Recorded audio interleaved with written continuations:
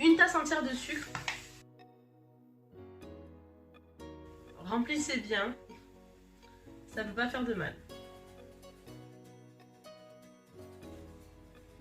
On rajoute aux œufs. On mélange.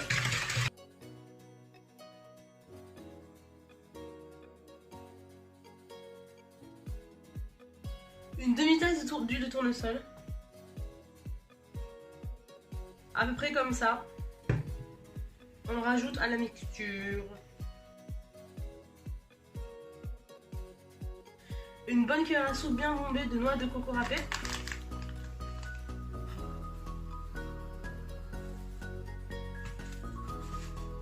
C'est pas grave pour les extras. On mélange. On peut mettre autant de sucre que de farine, c'est-à-dire une tasse entière de farine. Si vous avez un tamis pour cette étape, c'est beaucoup mieux. Effectivement, c'est sympa de passer la farine au tamis pour qu'on soit sûr qu'elle ne fasse pas de grumeaux dans la pâte. Mais autrement, ça marche tout aussi bien de tout simplement utiliser la farine sans tamis. On mélange. Donc, on incorpore la farine progressivement, tout simplement pour éviter que ça fasse des grumeaux, encore une fois, et pour avoir un mélange bien homogène. Donc, petit à petit, on va remplir notre... On va verser notre tasse de farine dans la mixture. Et on mélange doucement.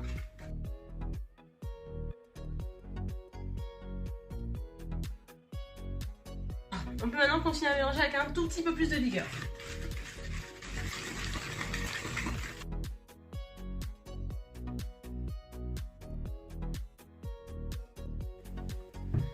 Donc voilà, on a une pâte qui est bien souple, qui sent bon la noix de coco. Et on va d'ailleurs pouvoir à ce titre rajouter une seconde cuillère à soupe de noix de coco. Bon, moi en ce qui concerne, j'en ai plus énormément, donc je vais carrément tout mettre. Mais l'idéal c'est d'en mettre une grosse cuillère à soupe.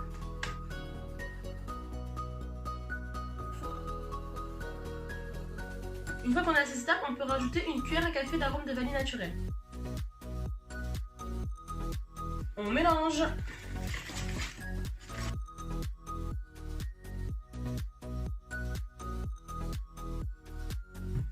Alors attention, là c'est le petit twist. Faut aimer le rhum. Moi j'adore ça, donc j'en mets un petit peu dans mon gâteau. C'est un gâteau arc-en-ciel, donc évidemment c'est pour les enfants en général. Donc si jamais vous ne voulez pas imposer le goût du rhum à vos enfants, pas de problème, vous pouvez tout simplement vous passer cette étape. Pour ceux qui aiment ça, on a simplement à prendre un bouchon de rhum ambré et le rajouter à notre mixture.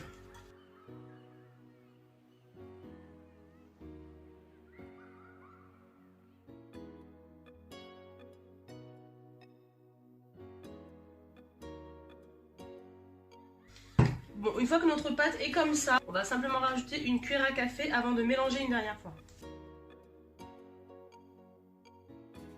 C'est parti pour un tour.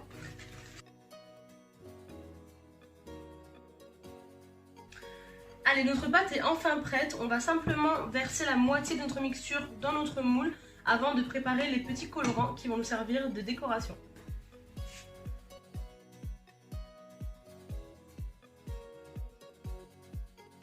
On a le moule qui est rempli, on va pouvoir passer à la suite.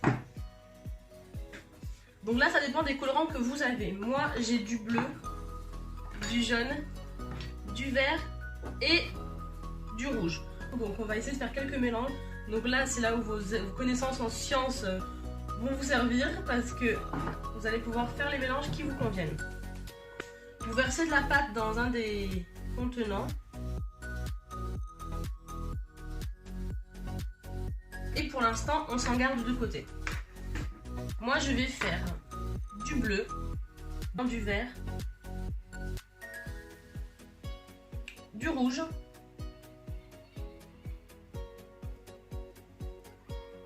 et on mélange.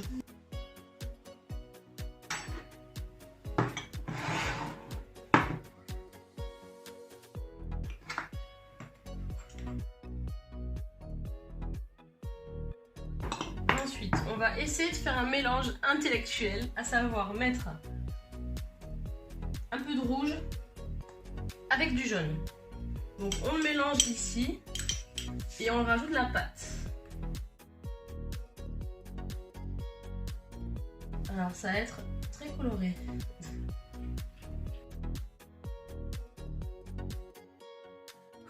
Pour le dernier, on va simplement faire du jaune.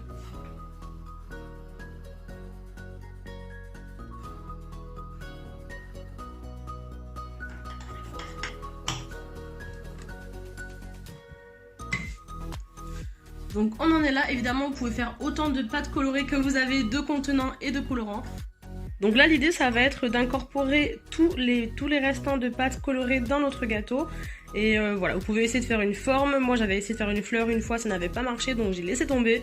Je vais simplement incorporer les couleurs de façon homogène pour avoir à la fin une sorte d'arc-en-ciel.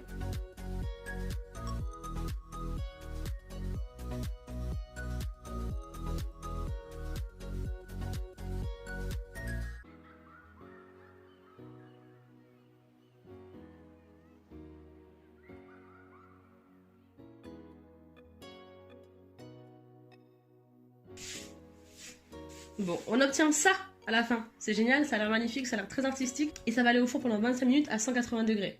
Let's go.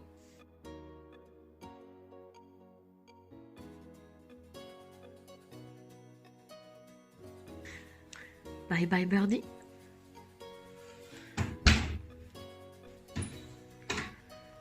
Voilà, voilà. C'est tout beau, ça sort du four. Donc là, on va laisser refroidir un petit peu avant de démouler. Bon, voilà, le gâteau a failli brûler parce que j'étais sur Netflix, hein, on va être honnête. Donc ça fait un peu moche comme ça, mais voilà, on voit pas les couleurs à l'extérieur, donc c'est le plus important. On va simplement le démouler et faire une sorte de petit glaçage improvisé.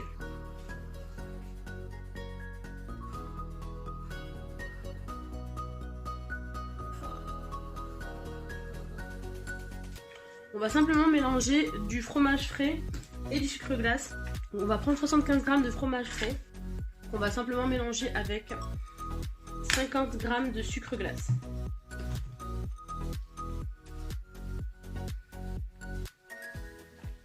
Là, on mélange doucement, tranquillement.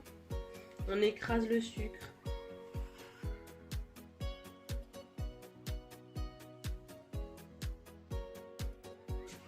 Donc c'est parti, on va mettre le tout sur notre gâteau.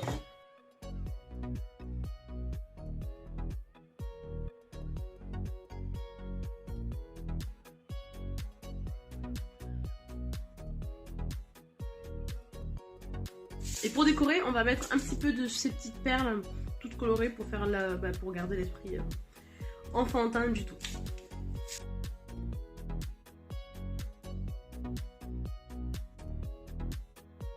Alors voilà le gâteau final. Bon, vous le laissez reposer au frais 2-3 heures, ça suffit largement. C'est juste histoire que le fromage reste compact. Et vous pouvez le servir. On va regarder ensemble l'intérieur.